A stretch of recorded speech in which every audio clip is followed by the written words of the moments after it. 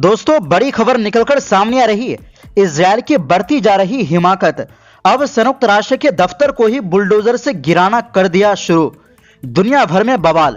जानेंगे क्या है पूरा मामला। अगली खबर में आपको बताएंगे तुर्की इजरायल के बीच हो सकता था युद्ध। सीरिया में एसडीएफ चाहता था इजरायल को घसीटना। अमेरिकी दूत का बड़ा बयान। अमेरिका ने दिया कुर्द लड़ाकों को धोखा। और साथ में आपको बताएंगे बांग्लादेश में पाकिस्तान समर्थक इस्लामिक पार्टी बना सकती है सरकार। सर्वे में चौंकाने वाला रिपोर्ट। तो बिना समय गवाए बात करते हैं खबरों की। दोस्तों, संयुक्त राष्ट्र की इमारत को तोड़ देना यह अपने आप में अजीब और चौंकाने वाली है, लेकिन इजरायल के लिए यह कोई बड़ी बात नहीं है। इजरायल ने मंगलवार को ईस्ट यरूशलेम में स्थित संयुक्त राष्ट्र की एजेंसी UNRWA यानी UN relief and workers agency के मुख्यालय को गिराना शुरू कर दिया है। ये कार्रवाई उस नए कानून के लागू होने के बाद हुई है जिसके तहत इजरायल ने अपने क्षेत्र में फिलिस्तीनी शरणार्थियों के लिए काम करने वाली इस यूएन एजेंसी की गतिविधियों पर प्रतिबंध लगा दिया है। CNN की एक खबर के मुताबिक इजरायली पुलिस और इजरायल लैंड अथॉरिटी के अधिकारी भारी सुरक्षा के बीच बुलडोजर और इंजीनियरिंग उपकरणों के साथ UNRWA परिसर में पहुंचे और इमारत गिराने का काम शुरू किया।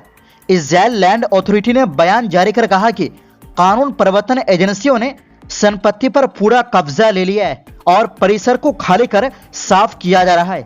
UNRWA ने इस कार्रवाई को संयुक्त राष्ट्र एजेंसी पर अभूतपूर्व हमला बताया है। एजेंसी ने सोशल मीडिया प्लेटफॉर्म एक्स पर लिखा कि ये कदम अंतर्राष्ट्रीय कानून, खासकर संयुक्त राष्ट्र को मिलने वाली विशेष सुरक्षा और छूटों की खुली और जानबूझकर अवहेलना है। यूएन के प्रिविलेजेस एंड इम्यूनिटीज कन्वेंशन के मुताबिक, जिसमें इजरायल 1949 में शामिल हुआ था, यूएन के परिसरों को तलाशी, जब्ती, कब्जे या किसी भी तरह के हस्तक्षेप से पूरी तरह सुरक्षा हासिल है। इजरायल के विदेश मंत्रालय ने UNRWA के आरोपों को खारिज करते हुए कहा कि यरूशलेम स्थित ये परिसर इजरायल की संपत्ति है। मंत्रालय का दावा है कि UNRWA पहले ही यहां अपनी गतिविधियां बंद कर चुका था और वहां कोई यूएन स्टाफ या कामकाज नहीं चल रहा था। इजरायल ने यह भी कहा कि परिसर को कोई राजनयिक या कानूनी छूट हासिल नहीं है और कार्रवाई इजरायली और अंतर्राष्ट्रीय कानून के तहत की गई है। यानी यरूशलेम पूरा का पूरा इलाका फिलिस्तीन का है और अंतर्राष्ट्रीय समुदाय भी कभी इजरायल का नहीं माना, लेकिन इजरायल इस जमीन को अपना संपत्ति बता रहे हैं। बता दें कि इजरायल लंबे समय से UNRWA पर हमास का समर्थन करने और आतंकवाद को बढ़ावा देने के आरोप लगाता रहा है। इजरायली सरकार का कहना है कि एजेंसी अब मानवीय संगठन नहीं रह गई, बल्कि आतंकवाद की नर्सरी बन चुकी है।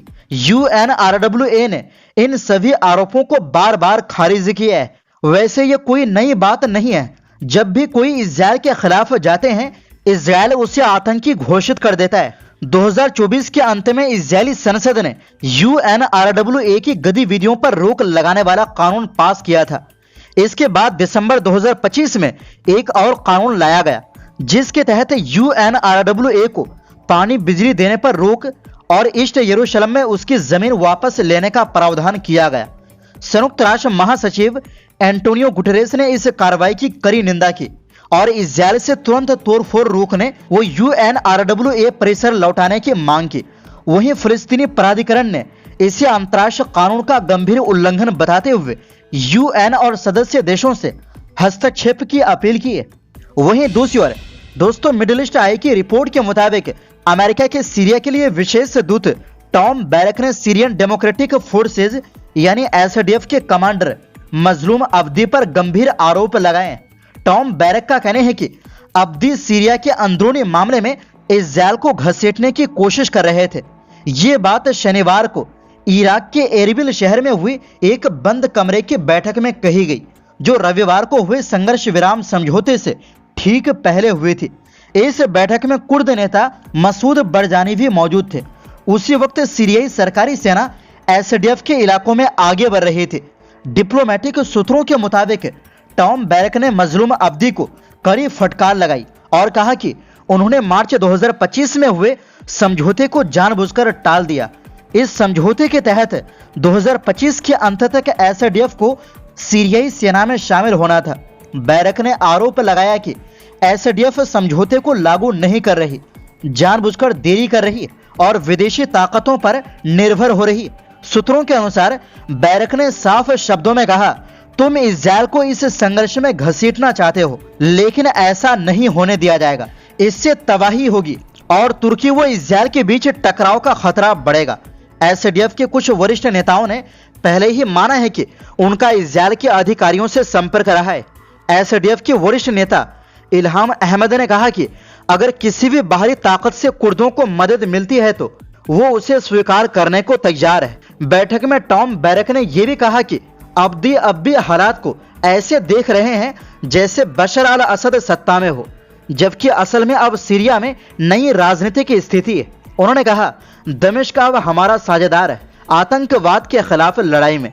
वहीं मसूद बरजानी का रुख थोड़ा अलग था।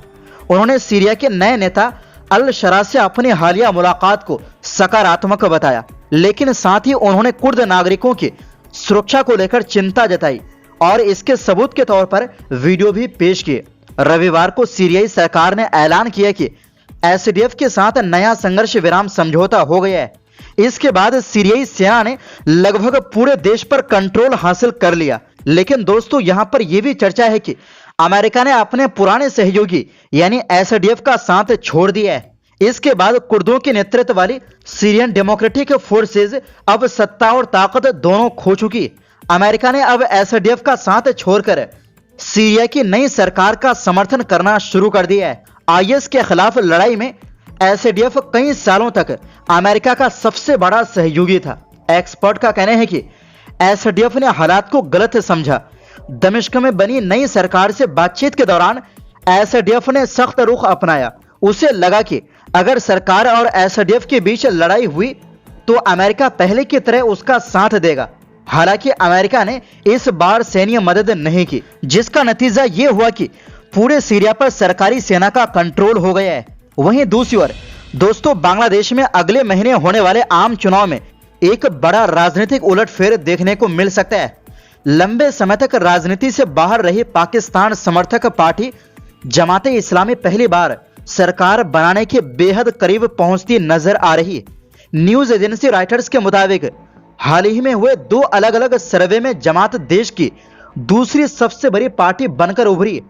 वो पूर्व प्रधानमंत्री खालिदा जिया के बांग्लादेश नेशनलिस्ट पार्टी बीएनपी को कड़ी टक्कर दे रही है। बांग्लादेश में 12 फरवरी को 300 सीटों संसदीय पर आम चुनाव होंगे। दरअसल अमेरिकी संस्था इंटरनेशनल रिपब्लिकन इंस्टीट्यूट यानी IRI ने दिसंबर में कराए गए एक सर्वे में बताया था कि बीएनपी को 33% और जमात को 29% लोगों का समर्थन मिला है। वहीं जनवरी में किए गए एक ज्वाइंट सर्वे में बीएनपी को 34.7% और जमात को 33.6% समर्थन मिला था। ये survey narrative projection BD international institute of law and diplomacy यानी IILD और जगोरन फाउंडेशन ने मिलकर किया था। जमात के प्रमुख शफीकुर रहमान का कहना है कि उनकी पार्टी अब विरोध और टकराव की राजनीति नहीं बल्कि लोगों के हितों की राजनीति कर रही है। उन्होंने मेडिकल कैंप लगाने, बाढ़ पीड़ितों की मदद करने और आंदोलन में मारे गए लोगों के परिवारों को सहायता देने की बात कही। एक्सपर्ट का मानना है कि लोगों में पिछली सरकार की नीतियों को लेकर गुस्सा है, जिसका फायदा जमात को मिला।